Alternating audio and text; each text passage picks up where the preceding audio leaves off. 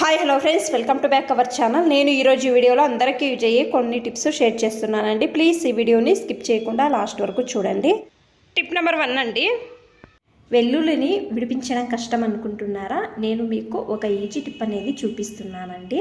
చూడండి, ఫస్ట్ వెల్లుల్లిని ఈ విధంగా విడిపించాలండి. విడిపించిన తర్వాత మీ దగ్గర ఈ విధంగా స్టెయినర్ ఉంటుంది కదండి, స్టీల్ది.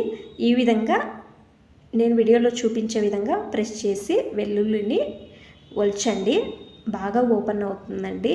పైన పొట్టు నిదానంగా ప్రెస్ చేసిన ఈ పైన పొట్టు అంతా కూడా నీట్గా ఓపెన్ అవుతుందండి. నేను వీడియోలో చూపిస్తున్నాను కదండి, సేమ్ ఈ విధంగా అండి. చూడండి, నేను ఇంకొకటి కూడా ఈ విధంగా ప్రెస్ చేసి ఒలుస్తున్నానండి. ఎంత తొందరగా ఓపెన్ అవుతుందో కదా. మీరు కూడా ఒకసారి ఈ విధంగా స్టెయినర్ సహాయంతో మీరు ఎక్కువ వెల్లుల్లిని ఒల్చాలి అన్నప్పుడు ఈ విధంగా ట్రై చేయండి. ఈ టిప్ అనేది బాగా హెల్ప్ అవుతుందండి. చూడండి, నేను అన్నీ ఒల్చానండి, మీకు చూపిస్తున్నానండి. ఎంత ఈజీగా ఒల్చవచ్చో స్టెయినర్ సహాయంతో ట్రై చేయండి. టిప్ నెంబర్ 2 అండి, బెండకాయలు మనము ఎక్కువ రోజులు ఫ్రిడ్జ్లో పెడతాము కదండి, ఒక విధంగా నల్లగా అవుతాయండి, అలాగే మెత్తగా కూడా అవుతాయండి, ఫ్రెష్గా ఉండవండి. మనము ఏమైనా సాంబార్ కానీ పళ్ళెం కానీ చేసినా కూడా టేస్ట్ అనేది ఉండదండి. మీరు ఏం చేయాలి అంటే, బెండకాయలు వాష్ చేసేటప్పుడు ఒక గ్లాసు అన్ని నీళ్లు వేయండి, కొన్ని ఐస్ క్యూబ్స్ వేయండి, ఒక 5 నిమిషాలు వదిలేయండి. 5 నిమిషాలు అయిన తర్వాత మీకు చూపిస్తానండి. చూడండి ఎంత ఫ్రెష్గా ఉన్నాయో. బెండకాయలే కాదండి, వేరే కాయగూరలు అలాగే కొత్తిమీర కూడా అండి ఫ్రెష్గా ఉంటుందండి. ఈ విధంగా చేయడం వలన ఒకసారి ట్రై చేయండి.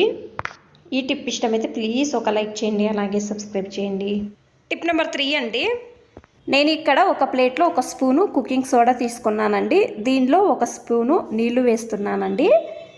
తర్వాత ఒక అర్ధ నిమ్మకాయ రసం తీసుకొని ఈ విధంగా బాగా డిప్ చేస్తున్నానండి. ఈ విధంగా కలిపిన తర్వాత ఇది మీరు క్లీనింగ్గా యూజ్ చేసుకోవచ్చండి.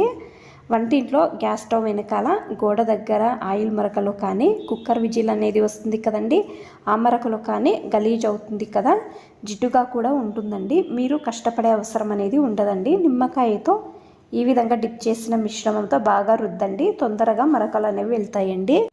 కష్టపడే అవసరం ఉండదండి. తర్వాత ఒక కాటన్ బట్టతో నీట్గా తుడవండి, నీట్గా అవుతుందండి. ఒకే నిమిషం చాలండి ఈ గోడ క్లీన్ చేయడానికి.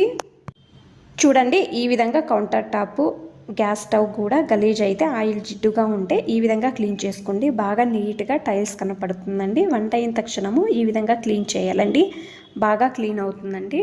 ట్రై చేయండి ఒకసారి. టిప్ నెంబర్ 4 అండి, నేను ఇక్కడ ఒక గాజు గ్లాస్ తీసుకున్నానండి.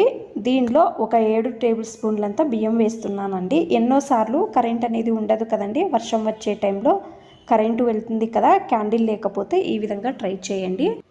నేను ఈ బియ్యం మునిగే వరకు కొన్ని నీళ్లు వేస్తున్నానండి. చూడండి, దీనిపైన ఒక 3 టేబుల్ స్పూన్లంతా ఆయిల్ వేస్తున్నానండి. ఎక్కువసేపు దీపం అనేది వెలుగుతుందండి. తర్వాత నేను ఇప్పుడు ఈ దీపం వెలిగించడానికి బడ్స్ తీసుకున్నానండి. ఇయర్ బడ్స్ ఒకటి తీసుకున్నానండి.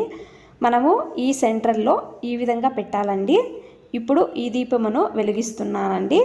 కరెంట్ లేదు, క్యాండిల్ లేదు అన్నప్పుడు ఆయిల్ ఉంటుంది కదండి, మీరు ఈ విధంగా బియ్యం వేసి, నీళ్లు వేసి, ఆయిల్ వేసి ఇయర్ బడ్స్తో ఈ విధంగా దీపం వెలిగించండి. ఎక్కువసేపు దీపం అనేది వెలుగుతుందండి. ట్రై చేయండి ఒకసారి. మీకు ఈ వీడియో ఇష్టమైతే ప్లీజ్ ఒక లైక్ చేయండి. ఇంకా ఎక్కువ మంది నా ఛానల్ని సబ్స్క్రైబ్ చేసుకోకుండా చూస్తున్నారు, ప్లీజ్ సబ్స్క్రైబ్ చేసుకోండి. Thanks for watching.